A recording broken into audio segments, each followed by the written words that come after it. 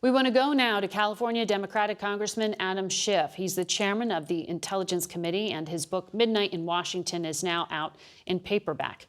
Good morning to you, Chairman Schiff. Good morning. You were typically told about covert operations, ongoing national security threats.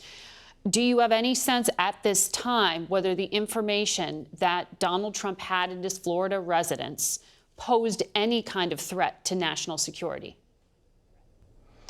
Well, all I know about the actual materials is what was in that search warrant inventory, but from that alone you can tell there was a serious risk to disclosure potentially of sources and methods, because some of those documents were marked top secret, sensitive compartmented information.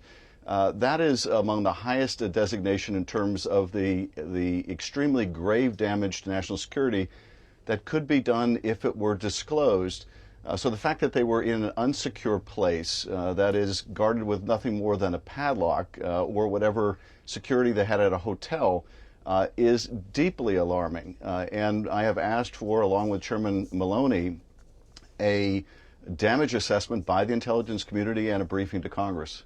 Will you get one? Have you heard from the Director of National Intelligence?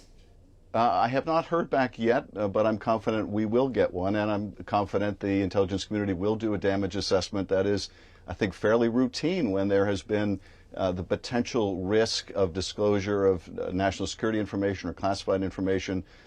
And what is, to me, most disturbing here is the degree to which, at least from the public reporting, it attempted, it appears to be willful on the president's part.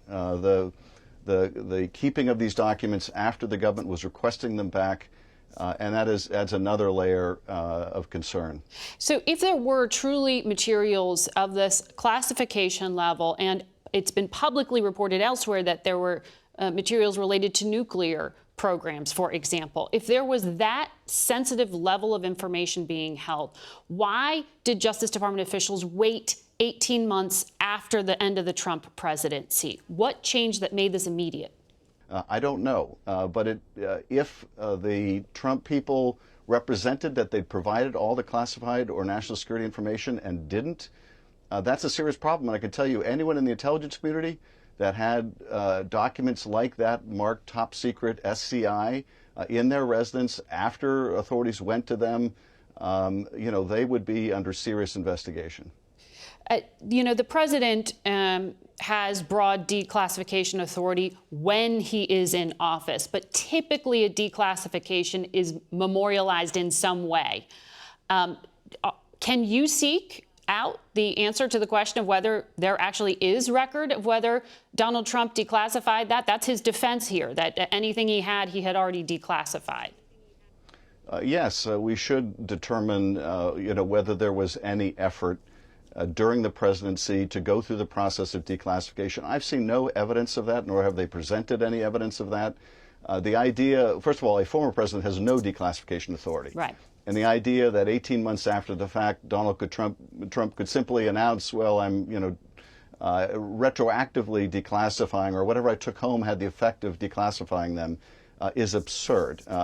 But nonetheless, the statutes the Justice Department are asserting in the search warrant don't even require that they still be classified. If they would be damaging to national security, it's a problem. It's a major problem.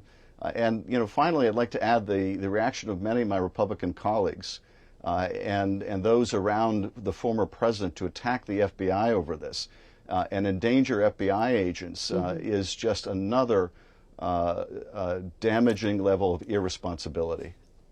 Also, we learned this past week that your colleague, Congressman Scott Perry, who leads the Freedom Caucus, the Justice Department seized his cell phone as part of their investigation into the attempts to overturn the election results in 2020 and that slate of fake electors.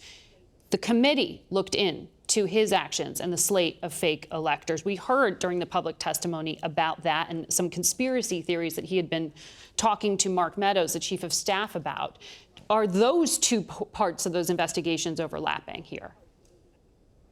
Well, to the degree that the Justice Department appears to be investigating the fake elector plot, then yes, our investigations would very much be overlapping. What is to me most striking about the seizure of that phone is in order to do that, of course, they would have to make a showing to a judge or a grand jury about there being probable cause that there was evidence of a crime on that phone. And the fact that it was a member of Congress's phone, I think, would make the Justice Department all the more certain, or need to be certain, that they had the probable cause. And that also suggests the department thinks that this fake elector plot was a violation of law, which I think it certainly was.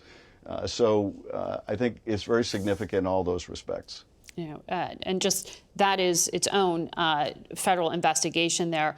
On another topic, I want to ask you, we are coming up on this one-year anniversary of the U.S. withdrawal from Afghanistan and the Taliban takeover of that country. You said at the time of the withdrawal that you would have liked the military to stay on as long as necessary to get Americans out and fulfill our obligation to our allies. You had pledged vigorous oversight. We haven't seen the White House or State Department after action reports on this. The country is just in utter devastation under Taliban rule. Did it really have to be this bad? Well, I certainly don't think the withdrawal had to go as it did, and the loss of American lives during that withdrawal, and the degree to which it took months and months, and we continued to try to help people escape from Afghanistan, I think could have been handled differently. But I do think that we have demonstrated, the administration has demonstrated with the killing of Zawahiri, the number 2 in al-Qaeda under bin Laden, that it retains the capability, much as it said it would a year later, to go after those that threaten the country wherever they may be, in this case, the heart of Kabul.